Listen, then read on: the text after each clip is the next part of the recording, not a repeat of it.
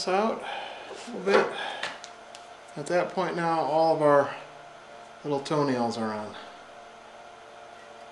And again, never hurts to inspect from the bottom. Just make sure that all of these surfaces are coming together nice. I'm going to flip it around and do that.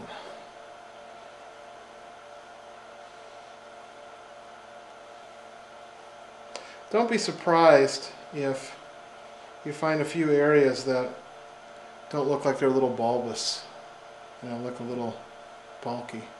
We can fix those up, but this one looks reasonably good. Okay, remove the camera again and we'll start working on these claws. Alright, time to define knuckles.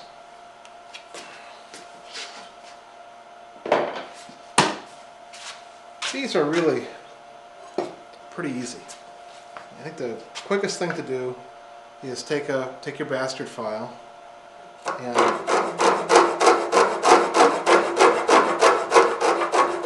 file yourself a trench from the top, the ridge line of a knuckle to the ridge line of a knuckle. Up on these guys, you're going to have to flatten this off because our top knuckle line is right here, which is above, you know, this thing comes flat and then it goes down a little bit. So we're going to make this one continuous surface first.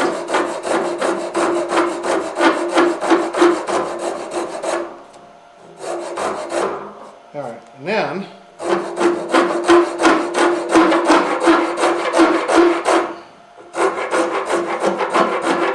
we'll put in a trench from the ridge line to the ridge line.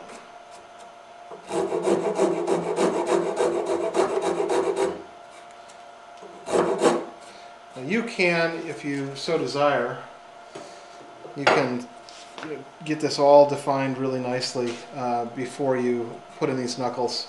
Totally up to you. I actually am probably just going to work on this one and I'll let this one go for a little bit until I get the webbing in here. But I'll give you a flavor of how to do this. I like to use a back bent gouge. This is a 2510 and you're only going to be able to go halfway down and sort of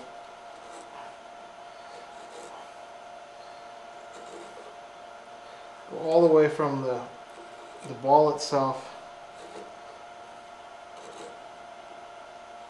Okay, on the other side, you can do the same thing coming from the other direction.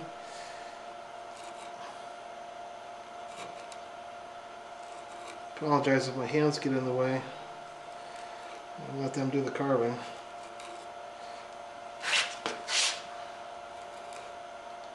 Now you can use a bench chisel and just rotate, just kind of use a shearing cut and cut it around. It works equally as well.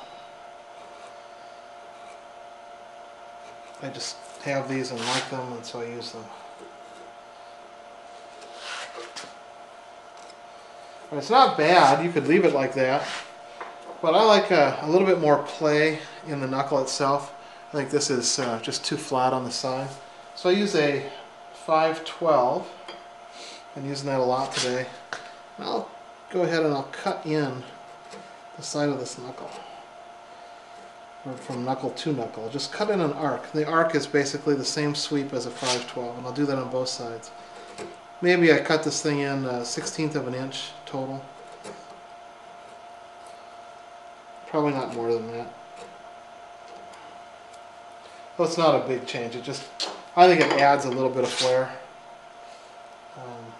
But if you're going for an exact reproduction, you want to check it to see what the original had, and then I'll come back and just kind of taper that a little bit.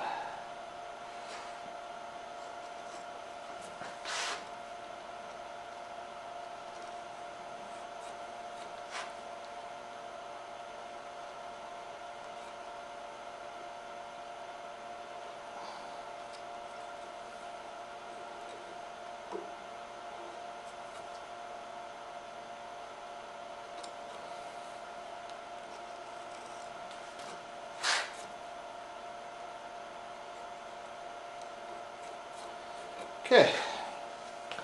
Lastly, and this now normally this on most Philadelphia ball and claws, this would just terminate right out at this 3/8 inch line that we used for the fingernail.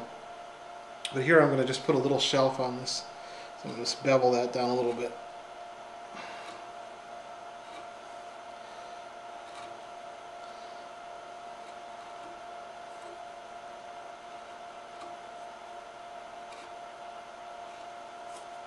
There we go. Alright, let's repeat that a couple more times. Several reasons. First of all, there's no real knuckle here. Well, there's no knuckle in the sense that we're going to take a rasp and a back bent gouge and dish out a knuckle. There's one knuckle, it's right here. And that and up here are the high spots. And we want to basically taper this whole area, just be a bowl in between. So I think it's easiest to do that with a rasp.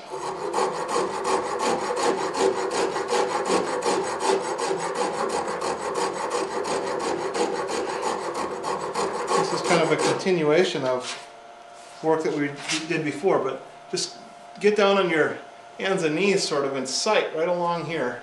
And you want this to be a nice gentle curve with this back of the leg being the high spot. Just roll down and roll up.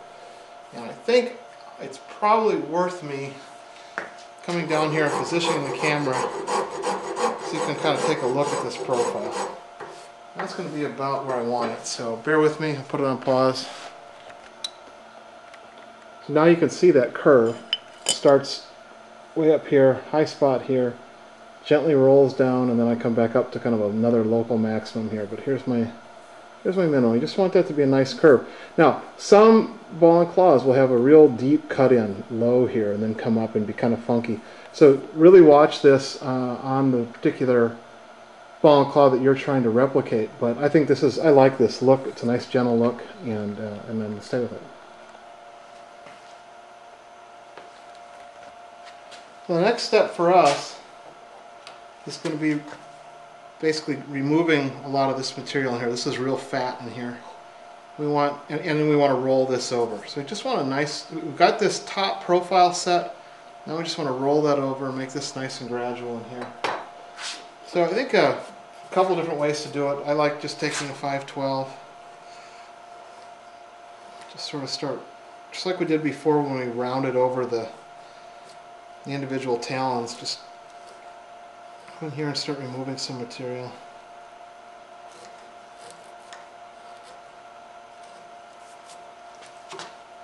And actually run across the grain if you want. Works pretty well.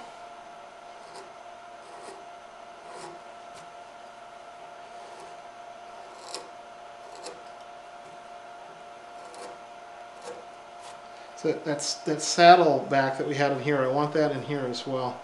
Kind of carrying this around.